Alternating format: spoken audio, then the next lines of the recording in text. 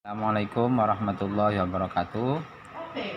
Anak-anakku yang soleh dan soleha, sebelum memulai pembelajaran, mari kita berdoa dahulu. Doa belajar ya. A'udzubillahi minasyaitonirrajim. Bismillahirrahmanirrahim. Rabbi shrah li sadri wa yassir li amri wahlul 'uqdatam min lisani yafqahu qawli. Rabbi zidni ilma warzuqni fahma birahmatika ya arhamar rahimin. Amin. Anak-anakku yang soleh dan soleha, hari ini kita tetap akan membahas tentang iman kepada qada dan qadar. Nah, kita flashback kembali kemarin ya. Pengertian qada secara bahasa adalah hukum, ketetapan,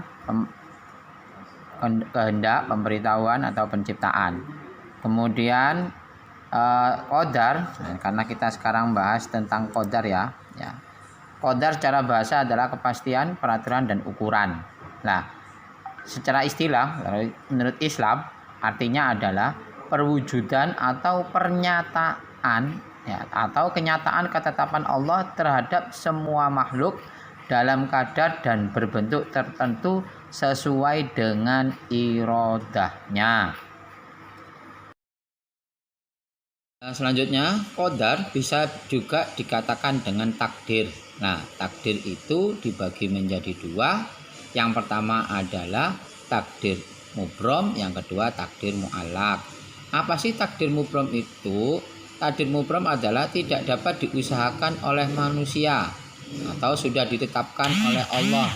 Artinya ketetapan itu sudah ada sejak zaman azali. Nah, contohnya seseorang terlahir, lahirnya manusia, itu sudah ya termasuk mubrom, ketentuan dari Allah. Kemudian kematian, itu sudah takdir mubrom, tidak akan bisa dirubah. Kemudian kalau takdir mu'allaq, yaitu takdir yang bisa dirubah atau terkait dengan usaha manusia atau bisa diperjuangkan. Misalkan Budi ingin menjadi dokter, lalu kemudian ia bersungguh-sungguh belajar dan kuliah, akhirnya dia menjadi seorang dokter. Walaupun di takdirnya dia itu bodoh, tapi kalau dia berusaha maka takdir itu bisa berubah.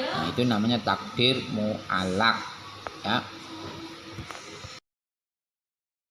Selanjutnya kita akan membahas tentang hikmah iman kepada qada dan qadar. Apa sih hikmahnya? Yang pertama adalah mendidik manusia agar sabar kepada ketentuan Allah. Kemudian yang kedua, menjadikan manusia pandai bersyukur, selalu bersyukur kepada Allah. Yang ketiga, memberikan ketenangan jiwa, sehingga kalau kita yakin terhadap ketetapan Allah, maka dia akan menjadi tenang.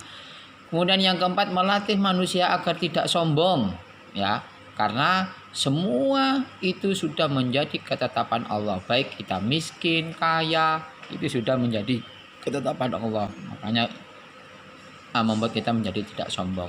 Selanjutnya, membiasakan manusia bertawakal kepada Allah ya, berpasrah diri kepada Allah. Apapun hasilnya ya, itu kita serahkan kepada Allah. Itu wujud iman kepada qadar dan qadar. Kemudian melatih manusia giat berusaha dan tidak berputus asa. Nah, ini ada hubungannya dengan takdir mu'allaq tadi ya.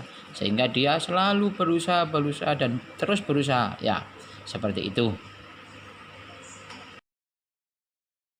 Tadi penjelasan dari saya tentang iman kepada qada dan qadar, khususnya tentang qadar.